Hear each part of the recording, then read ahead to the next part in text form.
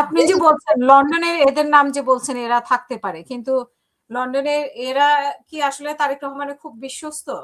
এখন নেতা বলতে নেতা বলতে যেটা বাংলাদেশের সিনিয়র নেতাদের সবাই তারেক রহমানের আশেপাশে, কিন্তু মানুষ কিন্তু তারেক রহমানের আশেপাশে যখন লন্ডনের এই মানুষগুলোকে দেখে তখন কিন্তু আবার অনেকে বিরক্ত হয়। না ওইটা শুনে আমি ওই বিষয়ে আসলে কুক্ষিগত করে রেখেছে, মানে লন্ডনেও কুক্ষিগত করে রেখেছিল, এখন তারেক রহমানকে বাংলাদেশে গিয়েও কুক্ষিগত করে রাখছে। তো সিনিয়র নেতারা যেখানে আই গট ইট পয়েন্ট। এখানে একটা বিষয় কি দেখেন, আমাদের এই বিভাজনটা করা উচিত না। দুইটা যে স্পষ্ট, আমি আপনাকে অনুরোধ করবো আমার এই যে এখন যে বক্তব্যটা বলবো এই কথাটাকে আপনি আলাদা কাট করে আপনি দরকার প্রচার করতে পারেন।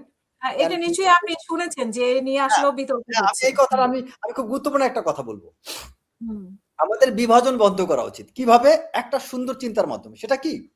আমাদের ভাবতে হবে লন্ডনে যেই মানুষগুলো গত 17 বছর ধরে আছে, অনেক ক্ষেত্রে সিলেটের নাম নিয়ে অনেক কথা বলে, বাট বাস্তবতা কি আমি লন্ডন যে নিজে চোখে দেখছি, শুনছি নিজে কানে এবং দেখছি, প্রমাণ পেয়েছি, এই লন্ডনের লোকগুলাই, এই সিলেটের লোকগুলাই অধিকাংশ মেজরিটি তারেক রহমানের লন্ডনের দেখভাল করেছেন, অনেক ধরনের অনেক কিছু তারাই বহন করছেন।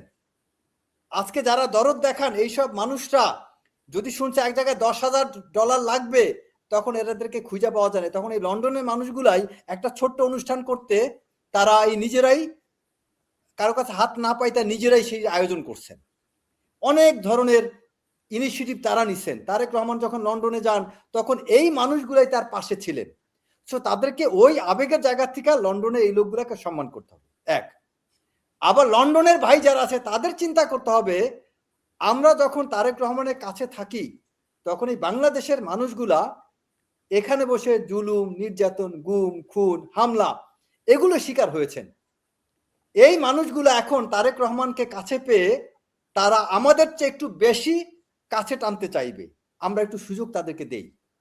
এই জন্য বাংলাদেশে যারা দীর্ঘদিন তারেক রহমান থেকে দূরে ছিলেন তাদের কাছে যাইতে দেওয়া উচিত আমাদের লন্ডনের ভাইদের।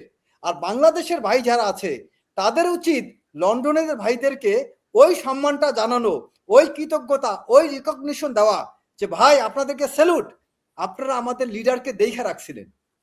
এই জন্য প্রকাশ্যে রিকগনিশন, স্যালুট জানাইলে ওই ব্যক্তিরা মনে শান্তি পাবে, তখন তারা হুড়াহুড়ি করতে আসবে না।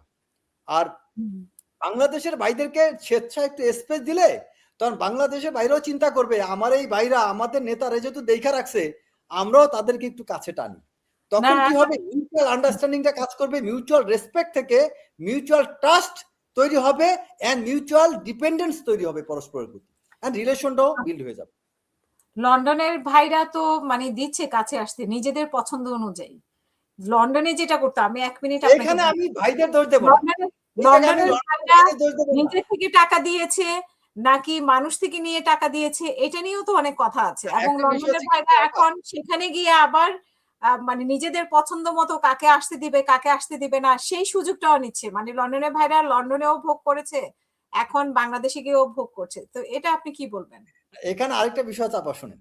এখানে একটা বিষয় কি, আপনার কিছু বিষয় আছে যে শুধু লন্ডনের ভাই বাংলাদেশের ভাইদের দোষ দিয়ে লাভ নাই। কিছু বিষয়ে আমি মনে করি আমাদের শ্রদ্ধেয় চেয়ারম্যান, এখন তো উনি পূর্ণাঙ্গ চেয়ারম্যান জনাব তারেক রহমান, তার বিবেচনার উপর ছেড়ে দিতে হবে। তিনি আমি মনে করি এটা সব জানেন, বুঝেন। 17টা বছর উনি যথেষ্ট ম্যাচুর হয়েছেন। 17টা বছর লন্ডনের লোকজনের সাথে মিশতেন, তাদের পালস আমাদের চেয়ে তিনি ভালো বুঝেন। অনেক ক্ষেত্রে তারেক রহমান অনেক কথা বলেন না এবং বলা উচিতও না। কারণ কি, ওনার মতো মানুষ যদি একটু মুচকি হাসি দেয় ওইটার দ্বারা অনেক অর্থ প্রকাশ পায়। তিনি যদি খালি এটুকু বলেন এই অমক কামাল বা সানি আমি কিন্তু এটা জানি, এটাই তার জন্য অনেক বড় থ্রেট। তার বলা দরকার নেই তুমি এটা করছো কেন। উনি অনেক বড় নেতা, ওনার ছোট্ট একটা কথা একটা মানুষের চেয়ার ভাঙ্গা উনি বহুদূর চলে যেতে পারে। তার তাই না, তার আপনি দেখবেন যে তারেক রহমান কারো নাম কোন প্রোগ্রামে তার নাম নিলেই ওই পরের দিন তারই নিয়ে মানুষ পোস্ট ছবি ফেসবুক পোস্ট দেওয়া শুরু করে, অমুক ভাই জিন্দাবাদ, তারেক রহমান প্রোগ্রামে তার নাম নিছেন। আবার যদি তারেক রহমান কাউকে যদি একটু বকা দেন তাহলে সবাই ধরে নেন ওর ক্যারিয়ার শেষ। হ্যাঁ, আপনি খেয়াল করবেন।